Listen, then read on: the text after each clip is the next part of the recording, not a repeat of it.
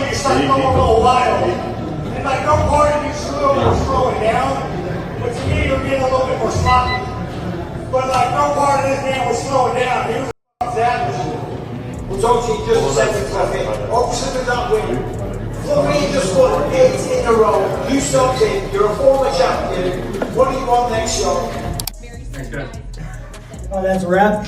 Anyways, wait, I got one for Smo. It ain't a wrap, dog. Relax. UFC. What's up, Smo? I gotta ask you this. You stopped the guy with the 8-fight win streak. Do you feel like Sean Strickland did enough to get the next title shot in the middleweight division? Yes, I don't think this thing works. I'll say that. Yes, judges, now. Listen, you don't want to see any of these motherfuckers fight that little Chechen Wh. You want to see the last American in the sport going, fuck. And that's what's gonna happen. What did Sean Strickland do to beat Khamzat Chimaev inside anything I want, dude. Anything I want, dude. I'll bring a fucking goal. He'll get distracted. Anything I want.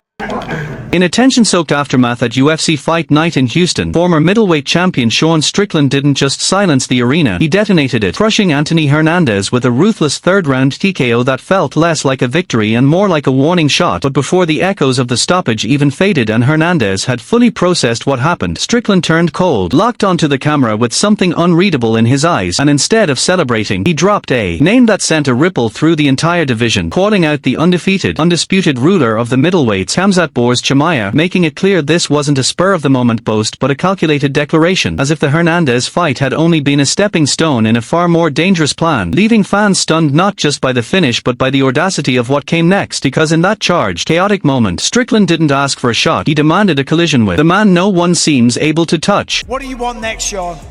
I don't know, man. Chimaev probably gets off the bench, dude. I'd like a piece of that little Chechen. But you never know with him, bro. You never know that guy, but that's what I want. Strickland, infamous for turning every microphone into a weapon, didn't ease up for a second in the post-fight interview, and what started as routine questions quickly twisted into something far more volatile as he publicly dragged Chami into the spotlight, staking his claim with a tone that felt less like promotion and more like provocation, daring the champion to respond while the crowd buzzed in uneasy anticipation, unsure whether they were witnessing confidence or the opening move of something reckless. But Strickland never blinked, doubling down, raising the stakes, and making it crystal clear that this wasn't about rankings or patience or politics, it was about timing, and in his mind that time had already run out, his words cutting through the noise, loud, defiant, and impossible to misinterpret, because he doesn't just want a future promise or a slow build toward contention, he wants the champion, he wants the spotlight, and he wants it now, before anyone else can step in and close the door he just kicked wide open.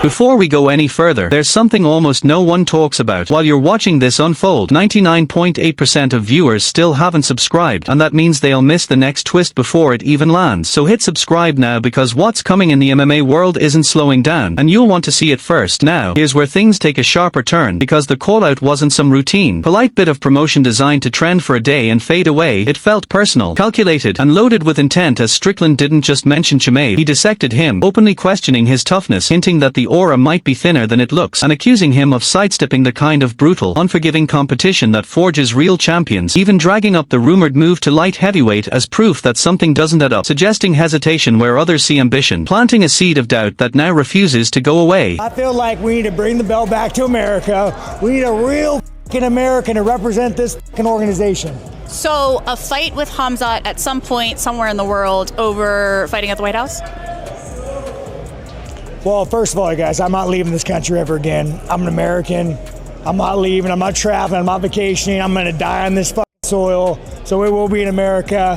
Where the f that is, I'll be there. Inside the MMA world, the shockwaves didn't take hours, they took seconds, as former UFC title challengers and die-hard fans flooded social media and lit up commentary circuits with reactions that ranged from disbelief to outright chaos, each opinion stacking onto the next and amplifying the tension, because this wasn't just another callout, it felt like the start of something combustible. And then, just when it seemed like the noise couldn't get louder, Conor McGregor stepped in, weighing in with that unmistakable edge, praising Strickland's performance while slipping in his own razor-sharp, spicy take on the American American's training style, a comment that didn't just compliment but subtly stirred the pot, adding another unpredictable layer to an already volatile situation, leaving everyone wondering whether this was simple respect, calculated mischief, or the first hint of an even bigger storm forming behind the scenes. How do you know that about this guy? Like, when do you know that about a fight?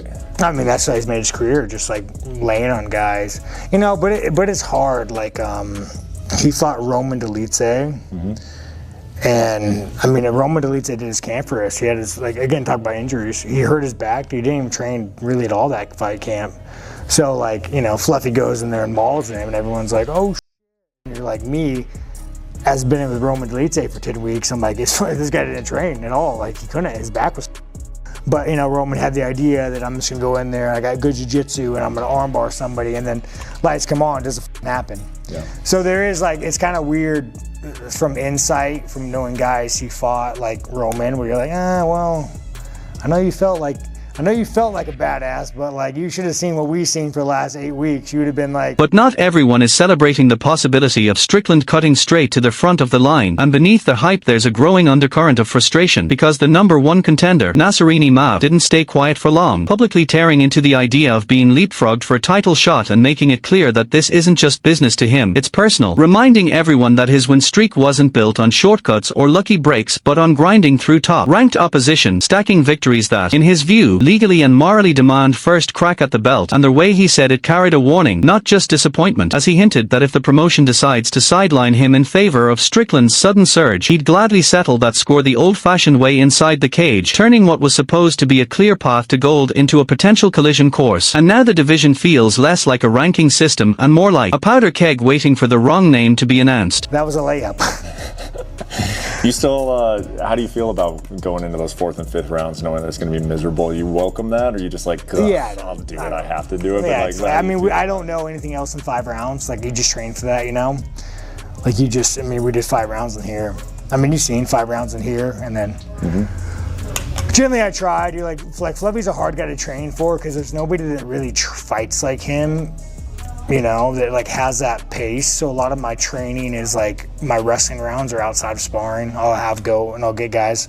But I mean, you see me spar today, you know, you just like go with a guy until he becomes a dead body. On the flip side, Khamzat Chimaev himself didn't let the bait sit untouched for long, and when the reigning champion finally broke his silence on social platforms, the response felt deliberate, almost surgical, as he reminded everyone that he had already dismantled the very man who defeated Strickland, Dricius du Plessis, subtly rewriting the narrative before it could spiral out of control. And with that single reminder, he shifted the pressure back where he wanted it, dismissing the challenger's fiery rhetoric as nothing more than background noise, a kind that echoes loudly for a moment before fading. Yet the calm tone carried its own edge, because beneath the dismissal was a message that didn't need to be shouted. If history is any indicator, Strickland might be walking towards something he can't undo. And now fans are left wondering whether this exchange is just online theater or the opening move in a fight that's already begun long before contracts are signed. Very highly up. Do you believe this is the biggest fight of your entire life? I think that every fight's as big as you make it, and like, you know what I mean? I'm not where I want to be. I still want to be higher, so I'm still chasing dreams and goals. So like, I don't know, I just look at it like another fight. I'm gonna go out there to prove myself again and try to knock on that door for the title. Yeah, clearly with every step you take this step forward. Does this fight, Anthony, does this take you to the doorstep of a title fight? Obviously something that you have badly wanted for a long time.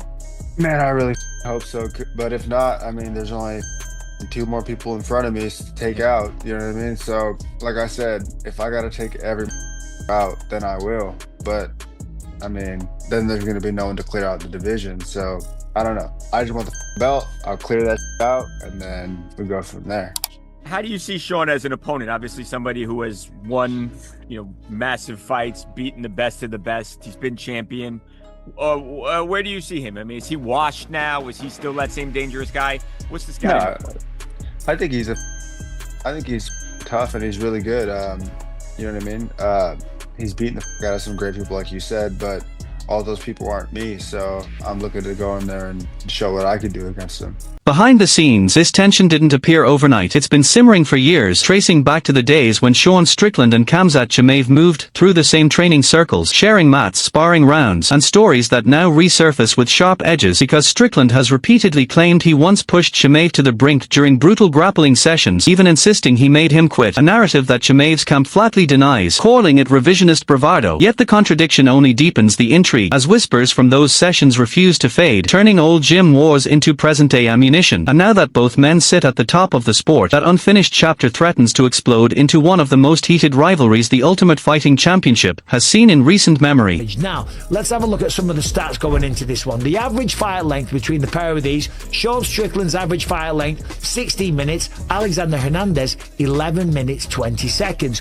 Knockdown average per 15 minutes: 0.24 for Sean Strickland, 0.0 for Alexander Hernandez. So I think that points to the fact that Strickland hits harder. That's fair to say. Strikes landed per minute, Sean's the busier guy, 5.95 to 4.53 per minute for Hernandez. The striking accuracy: Hernandez is way more accurate. He lands at a 62.8% clip, whereas Sean Strickland lands 42.5%. Strikes absorbed per minute: Fluffy also has the better defense. He only gets hit 2.53 times per minute, where Strickland takes 4.57 shots. Striking defense 60% to 49% on Hernandez, and the striking differential plus 138 for Sean Strickland and plus 2.0. Now when it comes to the grappling, the takedown average per 15 minutes, 6.5 takedowns in a 15-minute fight for Fluffy. Dana White didn't dodge the question when the potential matchup was thrown his way, especially with rumors swirling about Khamzat Chimaev possibly moving up to light heavyweight, and the room seemed to lean in as he answered, because this wasn't idle gossip anymore. It was a crossroads for the division. But White quickly shut the door on the speculation, brushing aside the idea of a weight class jump and signaling that his focus remains fixed on the middleweight throne, making it clear he wants a champion defending that belt before chasing anything new. And in doing so, he subtly fueled the fire by suggesting that a showdown with Sean Strickland could come first, a statement that didn't confirm the fight yet didn't dismiss it either, leaving just enough ambiguity to keep fans guessing whether this is strategic patience or the final step before contracts are signed and the rivalry erupts under the brightest lights. Where Sean Strickland 0.73. The takedown accuracy though of Fluffy is only 48%. When Sean goes for a takedown, he's way more successful. He gets a takedown 64% of the time. That's because Fluffy goes for so many takedowns. The takedown defense, Sean is better there. He's got 76.2%, whereas 68.2% on the side of Fluffy Hernandez. And then finally, submission attempts throughout a 15-minute period, 1.8 for Fluffy. I thought that would have been higher. It certainly looks like it. And Sean Strickland 0.16%. But it hasn't been all praise, not even close, because just as momentum seemed to be building behind Sean Strickland, his week veered into controversy, climaxing in a widely reported moment when the Ultimate Fighting Championship abruptly cut his MIC during an X-rated press conference after he unleashed a string of profane comments that left the room stunned and the broadcast scrambling, turning what was supposed to be promotional fire into a public relations flare-up. And suddenly the narrative shifted from title shots to damage control, with Dana White openly admitting that handling Strickland in the media has become a nightmare, a candid confession that revealed just how thin the line is between selling chaos and containing it, forcing the organization to balance the raw, unfiltered persona that draws attention with the discipline required to protect the brand. And now the question lingers in the background: can they keep amplifying his voice without letting it spiral into something they can't mute fast enough? What were you gonna say? Go ahead. I want to say 1 week ago we were at PI and we go to extreme sparrings and these guys meet Sean Strickland. Oh! Hey. How did you submit him? Yeah. We were sparring with Sean Strickland. He asked me and Baisangur. Baisangur went with him 3 rounds and he made him tired. And then he says, "Come on, you." And I went to take him down and submit him. Really good joke. In the MMA analysis sphere, pundits have torn apart this potential matchup, some arguing that the volume striking and relentless pressure of Sean Strickland could actually pose problems for the grappling dominance of Khamzat Chimaev, creating openings where others see inevitability, while dissenting voices counter that Chimaev's history of controlling elite opponents with suffocating tactics is precisely the kind of nightmare scenario Strickland has struggled against in the past, a pattern analysts refuse to ignore as they dissect footwork, clinch exchanges, and cardio dynamics, and the debate has become very real and very heated because there are no simple answers. One side believes Strickland's pressure could drown the champion's rhythm and force him into unfamiliar territory. The other insists Chimaev's adaptability and grappling edge will neutralize that threat long before it becomes decisive, leaving fans and experts locked in speculation until the cage door actually closes and theory turns into action. What if Hernandez does go through him? I don't just mean beat him, because Hernandez didn't say I'm going to go beat him. I'm going to beat him up. There's a big difference. I'm going to torture him. I'm going to make him pay. I'm going to out-grapple him. I'm going to outstrike him. I'm going to outpace him. What if Hernandez was to make Sean look bad? I mean, what would that mean? The stakes totally change. Like this up-and-coming idea of Sean, which by the way, he's a bit of a veteran. He's a former world champion. That really knocks you down.